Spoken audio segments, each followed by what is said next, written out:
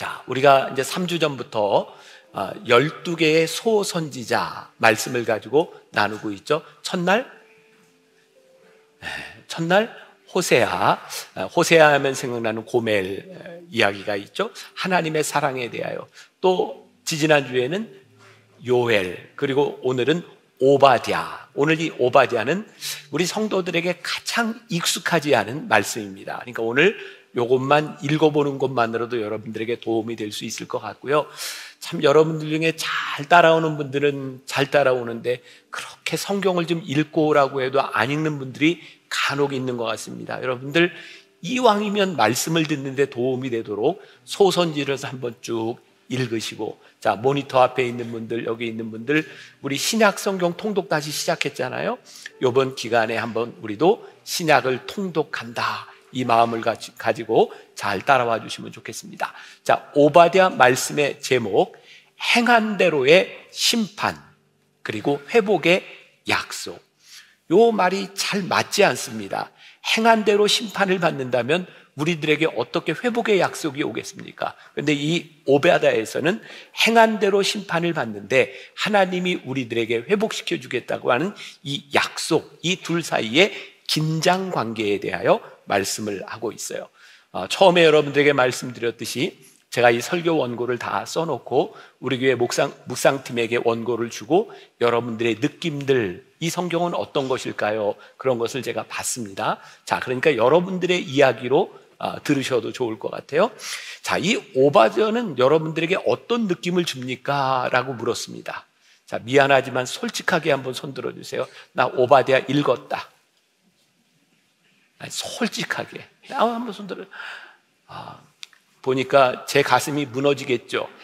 네, 이럴 수가. 읽으세요.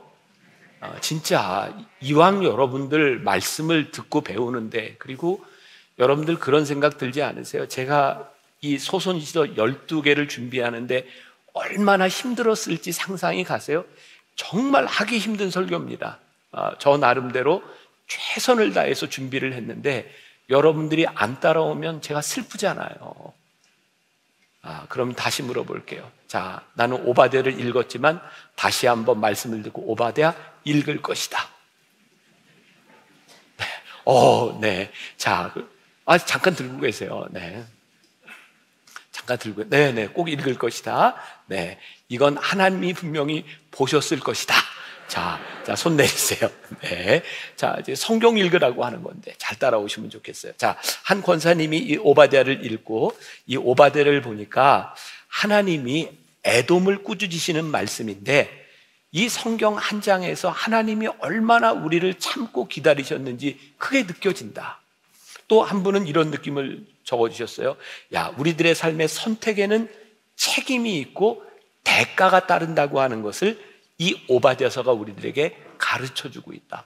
여러분들 말씀 묵상 큐티라고 하는 게 그렇게 큰 일이 아니에요. 여러분들이 말씀을 듣고 느끼는 거죠. 또 한 분은 이 오바댜서를 읽으면서 지혜로운 부모의 마음이 느껴진다. 그러니까 이 에돔과 이스라엘 사이에 있었던 이런 분쟁의 일들을 바라보며 하나님께서 지금은 그냥 놔두시는 것 같지만 결국은 데려다가 너희들이 무엇을 잘못했는지 꾸짖고 가르쳐주고 계시다. 그러니까 성경은 오늘 우리들에게 이렇게 분명히 실제적으로 말씀하시는 거고, 그 말씀이 우리들 가운데 들려지고 이 말씀이 우리들의 삶에서 적용되어야 되는 거예요. 이게 되지 않으면 우리들이 여기 와서 말씀을 듣는 이유가 없는 거죠. 자, 이 오바댜 뭐라고요? 발음이 어렵습니다. 오바댜. 자, 이 성경에서 디아 끝에 야자가 붙으면 되게 하나님이라고 하는 의미를 가지고 있어요. 호세야, 엘리야, 이게 하나님이라는 의미를 가지고 있어요. 이 오바댜는 오바드라고 하는 말 플러스 야가 되어 있는 거예요. 오바드라고 하는 말은 종이라고 하는 뜻이고요. 야, 하나님이 붙었으니까 하나님의 종이라는 의미를 가지고 있습니다. 여러분들이 오바댜가 뭐가 제일 특별한지 아세요? 12개의 구약 소선지자 중에서 이 오바댜는 딱 한 장으로 되어 있습니다.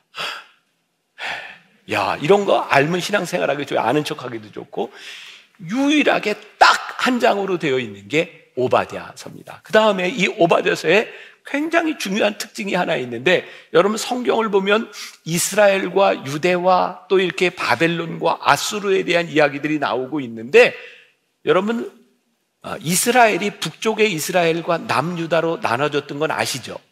네, 북이스라엘은 어디에 멸망을 했죠? 네, 이 정도는 아셔야 돼요. 북이스라엘은 아수르에 멸망을 했어요. 성경에 계속 나오는 얘기예요. 그래서 남유다는 어디에? 바벨론에 멸망을 해요. 그러니까 이 성경은 북이스라엘과 남유다 그리고 바벨론과 아수르에 대한 전쟁 이야기, 막 심판의 이야기들이 나오는데, 뜬금없이 이 오바댜는 에돔에 대해 심판을 이야기하고 있다고요. 북이스라엘을 멸망시킨 아수르에 대한 이야기도 아니고, 남유다를 멸망시킨 바벨론에 대한 이야기도 아니고, 에돔에 대해 이야기하고 있다고요. 벌써 흥미가 막 들죠. 왜 에돔에 대해서 이야기를 하고 있을까? 여러분들이 이걸 안다면, 아, 오바댜가 이런 말씀이구나 라고 하는 것을 알 수 있을 것 같아요. 지금 이렇게 잘 따라오고 계시는 거죠? 자, 오바댜는 유일하게 한 장으로 되어 있다. 에돔에 대한 심판을 이야기하고 있다. 자, 우리 옛말에 이런 말이 있죠. 때리는 시험이보다 말리는 시누이가 밉다.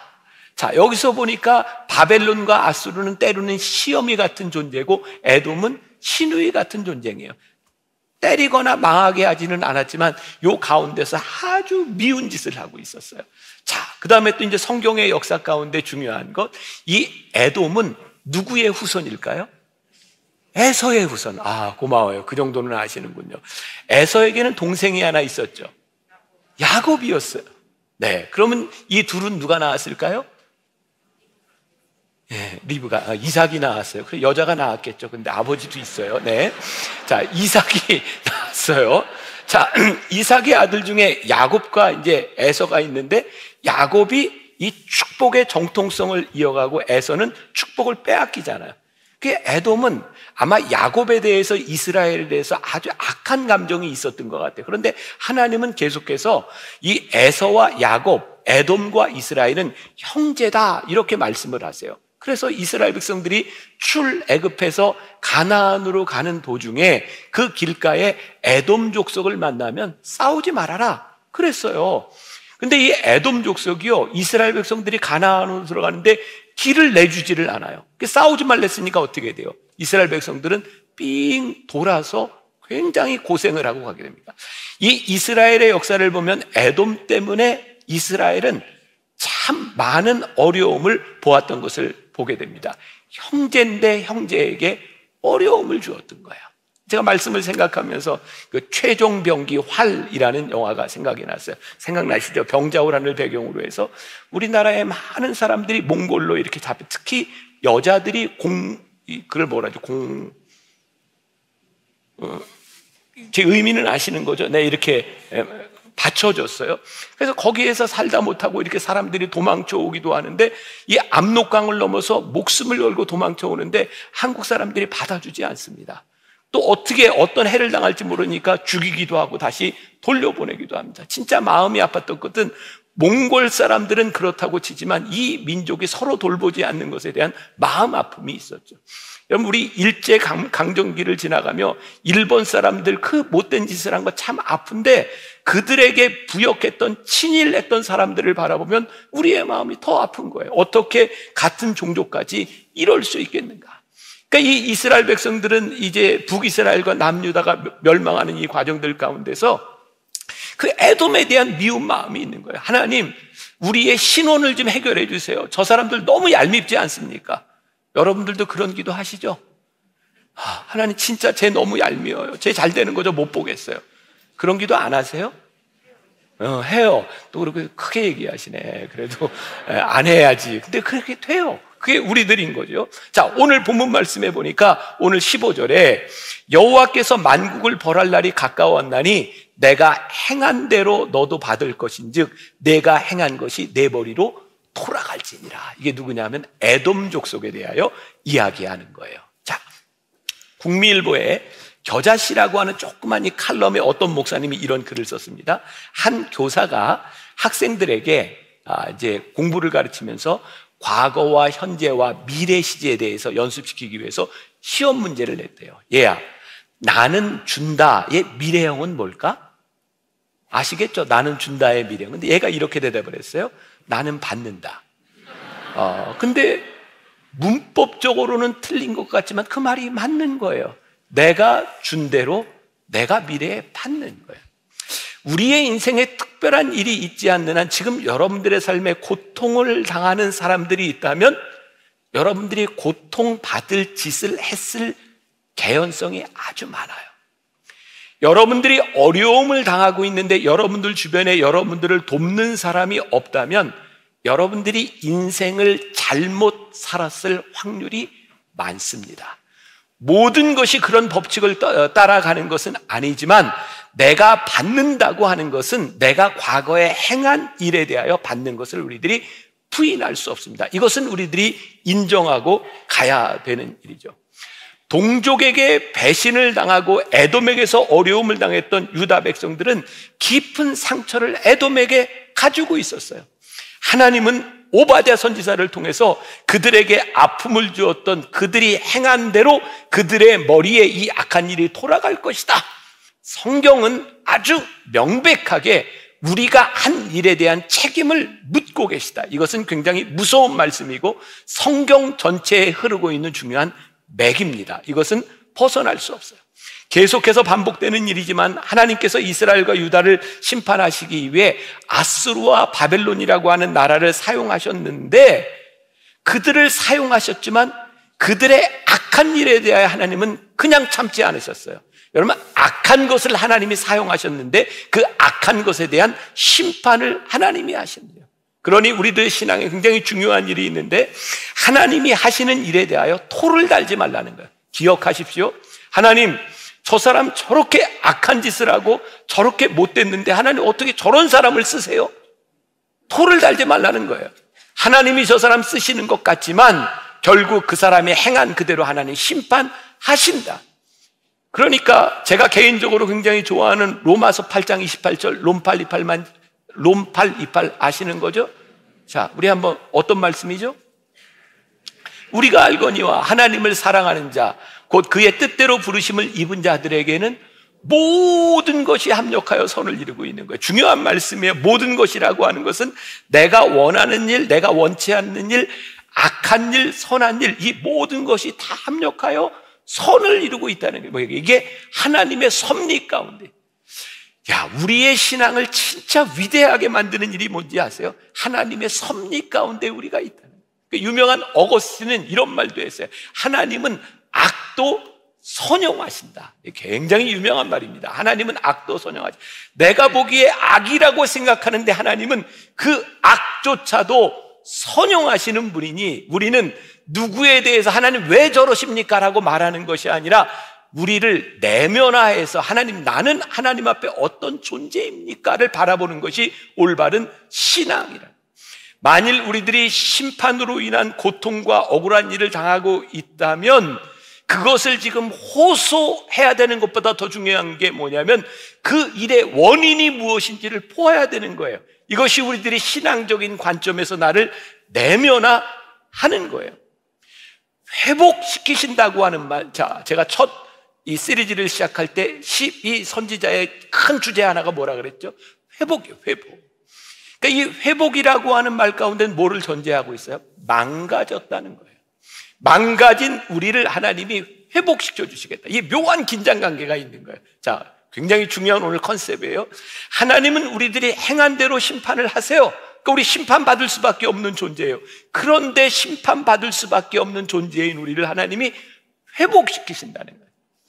심판받을 수밖에 없는 존재, 그래서 우리들이 어떻게 살아가야 되는지가 중요한데 그럼에도 망가진 우리를 회복시키시는 것, 이 긴장관계 속에 우리들이 있는 거죠. 자, 오바댜 1장 19절과 21절. 자, 한번 보세요. 어떤 말씀이 있는지. 자, 시작. 그들이 네겝과 에서의 산과 평지와 블레셋을 얻을 것이요 또 그들이 에브라임의 들과 사마리아의 들을 얻을 것이며 베냐민은 길르앗을 얻을 것이며 사로잡혔던 이스라엘은 많은 가나안 사람에게 속한 이 땅을 사르밧까지 얻을 것이며 예루살렘에서 사로잡혔던 자들 곧 스바라스에 있는 자들은 네겝의 성읍들을 얻을 것이니라. 구원받은 자들이 시온산에 올라가서 에서의 산을 심판하리니 나라가 여호와께 속하리라. 지금 이게 무슨 말씀이에요? 얻으리라 얻으리라 얻으리라. 이 말이 무슨 말이에요? 이미 이때는 이 오바댜가 예언을 했을 때에는요, 북이스라엘과 남유다가 멸망했을 때입니다.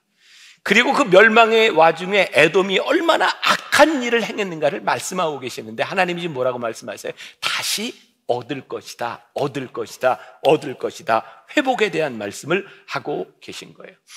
심판이 우리들에게 굉장히 무서운 말씀인데, 이 무서운 심판의 말씀 가운데서 소망을 붙들고 회복을 붙들고 있는 것이 우리 신앙의 역설, 이 무서운 말씀이 우리들에게 소망을 주고 있는 거예요. 자, 그러면 이 에돔이라고 하는 나라가 심판을 받게 될 텐데 그들의 문제가 무엇이냐? 오바댜에서 기록하고 있는 에돔의 죄를 첫째는 교만으로 보고 있어요. 오바댜 1장 3절 같이 봅니다. 너의 마음이 교만이 너를 속였도다. 바위 틈에 거주하며 높은 산에 사는 자여, 내 마음에 이르기를 누가 능히 나를 땅에 끌어내리겠느냐 하니. 자, 에돔이라고 하는 나라, 이 에서의 족속들은 산에 살았어요. 세일산. 거기는 돌로 이렇게 바위가 많은 지역인데 그래서 척박한 지역이냐? 아니에요. 착각하지 마세요. 산에 살았는데 이 산은 천혜의 요새가 되어서요, 그 에돔의 족속들은 굉장히 부유한, 이 상업에서도 성공한 나라를 이루게 되었는데 바로 에돔의 수도가 그 유명한 페트라입니다. 이 페트라는 인디아나 존스 영화에 나왔던 굉장히 멋진 장면인데, 우리 성지순례 팀이 갔다가 잠깐 찍은 걸 빠른 속도로 좀 보여드릴게요. 에돔으로 들어가는 그 길목이 어떤지. 저런 협곡이 3km가 되어 있어요. 그러니까 적이 들어올 수 없는 곳이에요. 저 3km를 딱 들어가면 저런 게 펼쳐져요. 여러분, 그 수천 년 전에 저런 나라를, 저 거대한 건축물을 이루고 살았던 저 에돔, 이 페트라라고 하는 지역은 당대의 가장 부유한 나라였어요. 그들은 자기들이 멸망할지 않을지 알고 그들은 늘 안전하다고 생각했고, 그들은 모든 적들로부터 자신을 방어할 수 있다고 생각했고, 그들은 교만했어요. 교만은 하나님을 떠나게 하죠. 자, 그들의 또 하나의 죄는 그의 형제인 야곱 백성 이스라엘에게 포악을 행했다는 거예요. 자, 여기 아주 중요한 개념입니다. 어떻다고요? 아주 중요한 개념이라고요. 이 성경에 나온 이 포악이라고 하는 것은요, 이 에돔이 직접적으로 이스라엘과 유다에게 핍박을 가한 것, 전쟁을 한 것을 성경이 포악이라고 이야기하지 아니하고, 이스라엘 백성들이 아수르와 바벨론의 고난을 당할 때 그들을 비웃으며 형제를 돕지 않았던 그들의 행위, 그들의 형제와 자매를 돕지 않았던 그들의 행위를 하나님께서 뭐라고 말씀하시냐면 너희들이 포악을 행했다라고 말씀하는 거예요. 자, 오늘 이 말씀도 우리들에게 굉장히 중요하게 들려져야 되는 부분이에요. 포악은 우리들이 악한 것을 행하는 것을 의미하는 것이 아니라 악한 것에 대하여 침묵하는 것, 누군가의 고통에 대하여 눈을 감는 것, 귀를 닫는 것, 이것이 포악이라고 성경이 말씀하고 있는 거예요. 자, 제가 얼마 전에 읽었던 책인데, 논산훈련소에서 군목으로 사역하는 김영호 목사님이라는 분이 군복 입은 연금술사라고 하는 책을 읽다가 흥미로운 부분을 발견했어요. 이 이야기가 군대를 갔다 온 사람들한테는 좀 이해가 쉽고, 군대를 안 갔다 온 분들한테는 쉽지 않을 수도 있어요. 끝나면 아내와 아이들에게 좀 설명을 해주셔도 좋을 것 같아요. 군대 갔다 온 분들. 자, 학창시절 말귀를 못 알아듣는 사람을 가리켜 사오정이라고 비유했습니다.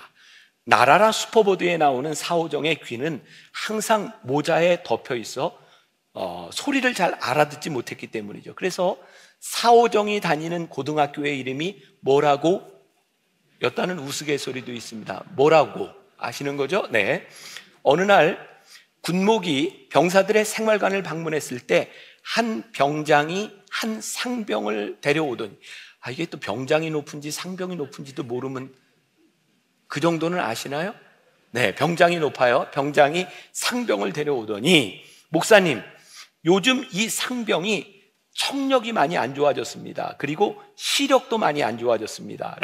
라는 말을 듣고 심각하게 목사님은 정말이니? 일로 와, 기도해 줄게. 라고 기도를 하려고 하는데 주변의 병사들이 키득키득 웃더랍니다.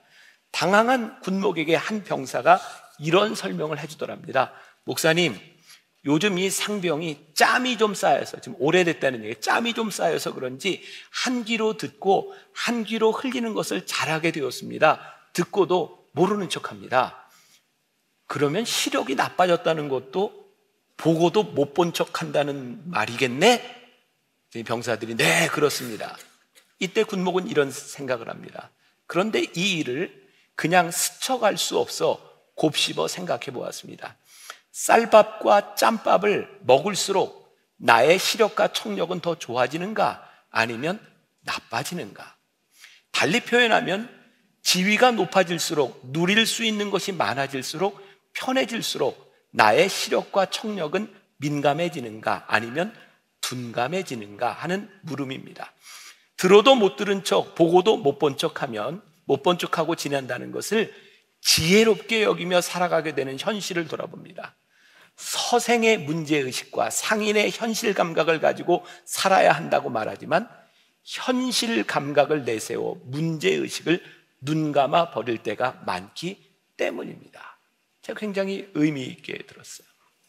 자, 제가 지난 주일날 설교를 하면서도 조금 조심스러웠는데 조금 설교 이후에 작은 후폭풍이 좀 있어요. 저는 우리 교인들을 위해서 제 삶에 대한 이야기를 나눴는데 그날 예배 시간에 참석했던 어떤 기자가 제 설교 내용을 사실은 저한테 얘기를 안 하고 이렇게 냈어요. 근데 문제는 내용이 잘못된 건 아닌데 그 표현에 가난한 목사의 기부 이렇게 썼어요. 그래서 제가 바로 전화를 해서 가난한 목사의 기부라니요, 부르조아 목사의 기부 이렇게 써야 맞지, 저 가난한 사람 아닙니다. 저는 가난한데 청빈하게 살면서 기부를 한 그런 사람이 아닙니다. 저는 만나교회의 목사로서 살면서 교회와 교인들로부터 많은 것을 누리고 있는 사람인데 단지 그것을 내 것으로 갖지 않고 필요한 곳에 내가 민감성을 가지고 내놓으려고 하는 것이지 저는 가난한 사람 아닙니다. 그런 말씀하지 마십시오. 그런 얘기를 들으면 작은 교회 목사님들 억장이 무너집니다. 그건 아닙니다. 그래서 수정을 하자고 인터뷰를 했어요.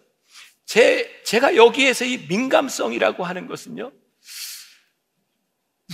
하나님께서 우리들에게 주신 축복이 있는데 그 축복을 가지고 우리들 주변에 있는 사람들에게 우리들의 눈을 닫고 귀를 닫는 것, 그 민감성이 없는 것에 대하여 하나님이 뭐라고 말씀하신다고요?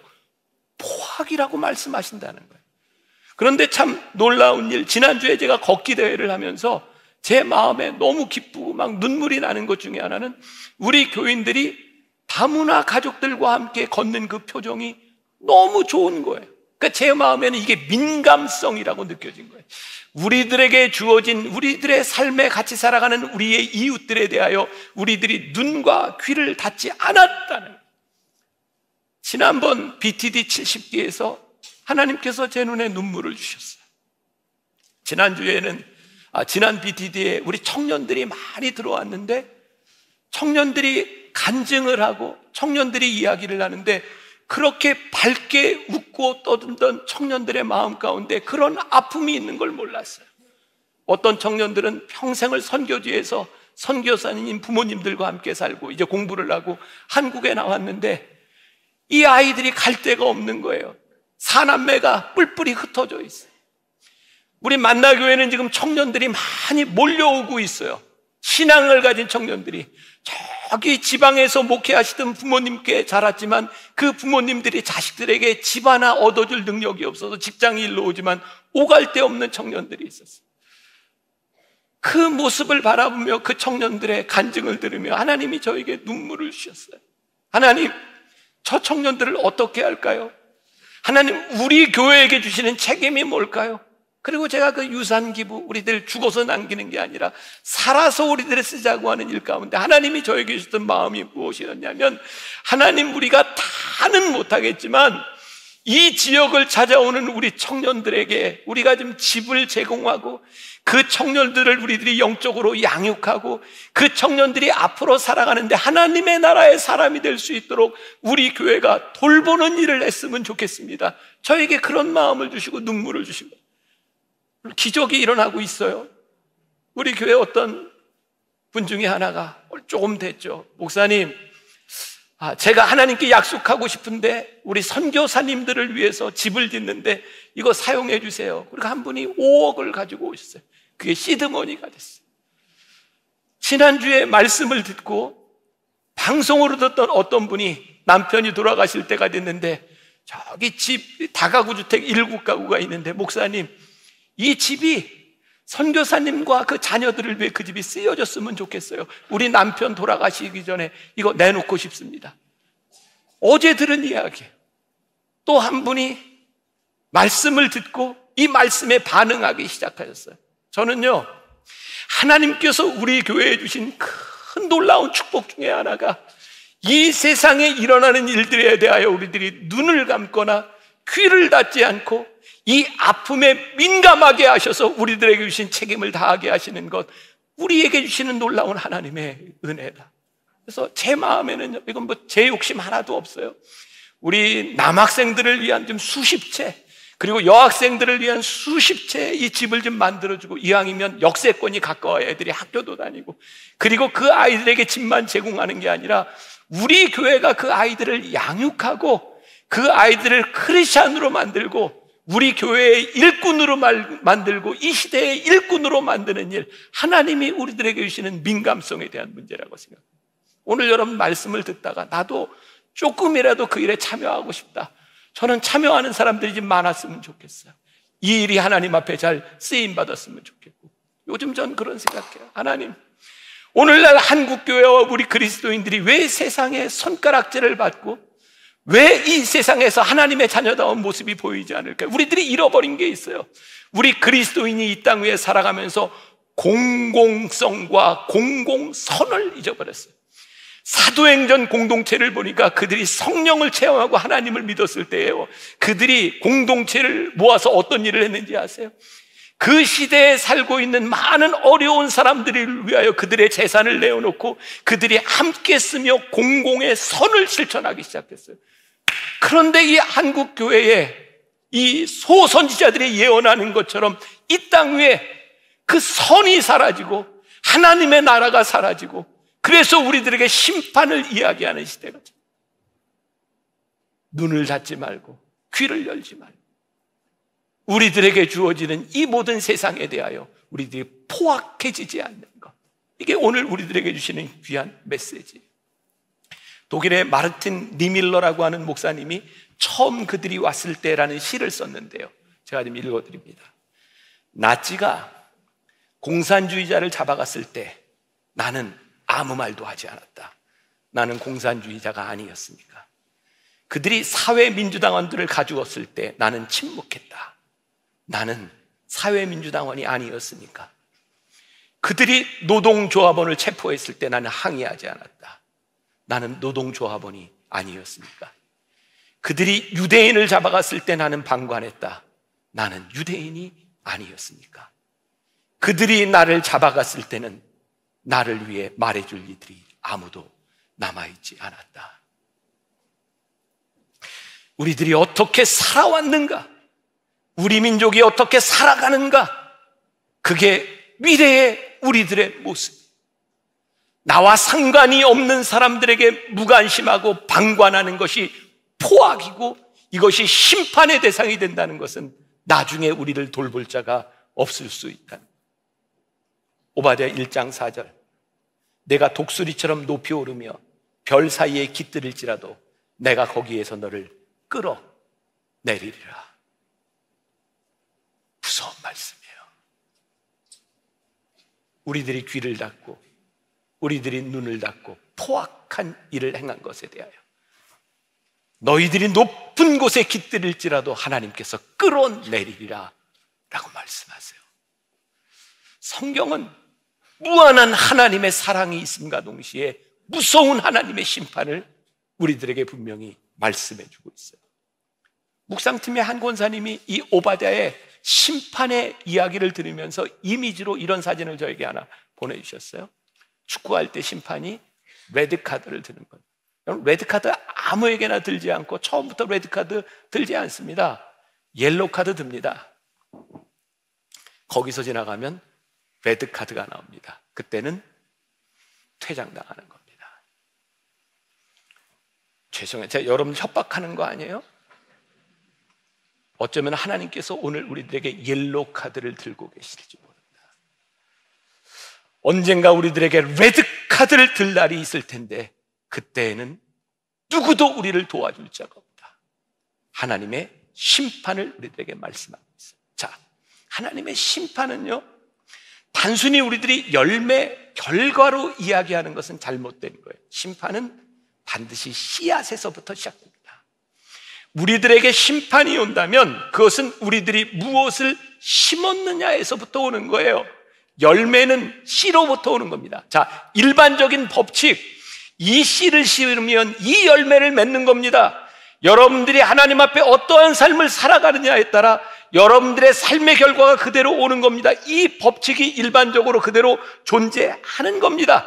그런데요, 이 법칙 가운데 하나님의 긍휼하심과 하나님의 인자하심이 우리들에게 있는데 기본적인 이 법칙이 변하지 않아요. 자, 오늘 오바댜 1장 15절 다시 봅니다.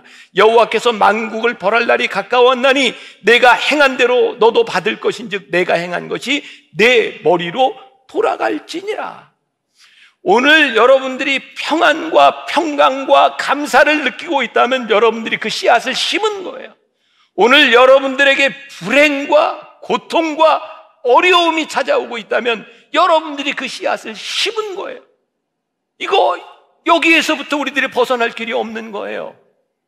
제가 가끔 여러분들에게 이야기하는 요 한 2년 동안 제가 하지 않았는데, 제가 예언 잘하잖아요. 아시죠? 뭐 거의 100% 맞아요. 저기 잠옷실에 있는 엄마 아빠 애들 큽니다. 야, 애들 커요. 지금이 10월이잖아요. 제가 무시무시한 예언을 합니다. 2달 지나 겨울 옵니다. 네, 겨울 와요. 참 신기하죠. 이렇게 가는 겁니다. 이것이 우리들이 살아가는 법칙입니다. 그런데 우리들이 이런 일반적인 법칙을 가지고 살아가는데 하나님의 역사가 꼭 우리의 법칙대로 움직여지는 것은 아니에요. 그러나 이 일반적인 법칙을 벗어나지 않는다는 거예요. 그래서 이 일반적인 법칙을 벗어나는 일들에 대하여 우리들이 이해할 수 없는 거예요. 그래서 종종 우리는 하나님께 이렇게 말하잖아요. 하나님, 이해할 수 없어요. 이것을 어떻게 받아들여야 될까요? 그런데 만일 우리가 이해할 수 없는 그 자그마한 사건에 우리들의 목숨을 걸고 살아가고 있다면 우리들은 인생에 너무 많은 것들을 놓치는 거예요. 그러니 우리들의 인생의 아주 기본적인 씨앗을 심으면 이런 열매를 맺습니다 라고 하는 보편적인 법칙에 여러분들이 최선을 다해 살아가야 됩니다. 그리고 이 법칙을 벗어나는 일들에 대하여, 아니 우리들이 이 법칙대로 살아간 것으로 인하여 우리들이 심판의 일을 맞이하고 우리들이 이해할 수 없는 일을 당했을 때 우리는 하나님께 기도하는 거예요. 어떤 기도? 하나님, 저에게 은혜를 베풀어 주세요. 하나님, 저에게 자비를 베풀어 주세요. 그런데 하나님 앞에 개차반으로 살아간 사람이 하나님의 은혜와 자비를 구할 수 없는 사람이 구하는 기도를 들어주시지 않아요. 이 하나님의 은혜와 자비는 우리들이 구한다고 얻을 수 있는 것이 아니에요. 하나님이 주셔야 얻는 것이죠. 만일 우리가 내 멋대로 살아가고 내가 하나님께 자비를 구하고 은혜를 구했을 때 내가 은혜를 받을 수 있어라고 생각했다면 우리가 얼마나 교만한 사람이 되겠습니까? 하나님의 은혜와 자비는 우리의 것이 아니에요. 하나님이 주시는 것이죠. 그래서 이 두 가지의 긴장관계가 신앙의 긴장관계가 있는 것이에요. 하나님께서 우리들이 행한 대로 심판하시라고 말씀하셨으니까 우리들이 하나님의 말씀대로 잘 살아야 돼요. 그런데 이것을 벗어나는 일, 우리들의 약함으로 인하여 죄를 짓고 심판 가운데 들어갔을 때 하나님 은혜와 자비가 나에게 임하기를 바랍니다라고 기도할 수 있는 이유, 성경에 보니까 우리의 많은 믿음의 선진들이, 우리 믿음의 많은 후배들, 우리 선배들이 하나님 앞에 심판을 받을 수 없는 상황 가운데서 하나님의 은혜와 자비를 받았다는 것을 우리들이 알기 때문에 우리가 하나님 앞에 그 기도를 드릴 수 있는 거죠. 두 가지의 긴장관계를 여러분들에게 이야기했어요. 뿌린 대로 거둡니다. 그러니 귀를 닫고 눈을 닫고 살지 마십시오. 여러분들 주변에 포악을 행하는 사람이 아니라 민감한 사람이 되도록 노력하십시오. 만일 우리가 레드카드를 받고 하나님의 심판 가운데 있다면 담대함으로 하나님께 은혜와 자비를 구하십시오. 우리의 능력으로가 아니라 하나님의 은혜로 우리들이 그것을 받게 될 것이기 때문입니다. 우리는 이걸 알면서도 왜 그렇게 자꾸 우상 숭배를 하고 왜 우리는 자꾸 다른 것들에 우리의 목을 메고 살아갈까요? 예레미야 선지자는 그것을 가리켜서 터진 웅덩이와 같다라고 이야기를 했어요. 우리들은 이 세상에서 이성을 통해서, 돈을 통해서, 누군가를 통해서 우리들의 만족을 구하려고 하지만 그거 터진 웅덩이라. 그리고 하나님이 그거 제일 미워하시는 것이라고 말씀하고 있어요. 우리가 무엇을 구해야 될까요? 우리가 이 세상에 살면서 구하는 것들이 터진 웅덩이라면 우리들이 구해야 될 것이 있지 않을까요? 그분이 하나님이세요. 이게 무슨 의미예요?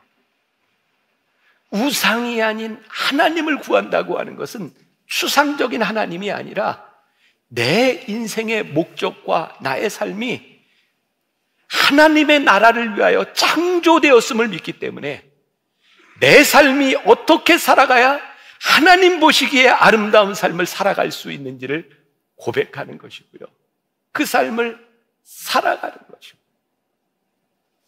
어제 우리 교회에서 많은 목사님들 인터뷰를 했어요. 내년도에 한 6, 7분의 새로운 목회자들이 우리 교회에 올 거예요. 저한테 묻더라고요. 목사님이 만일 20대로 돌아가서 신학교를 간다면 목사님은 어떤 생각과 어떤 공부를 하실 것 같아요?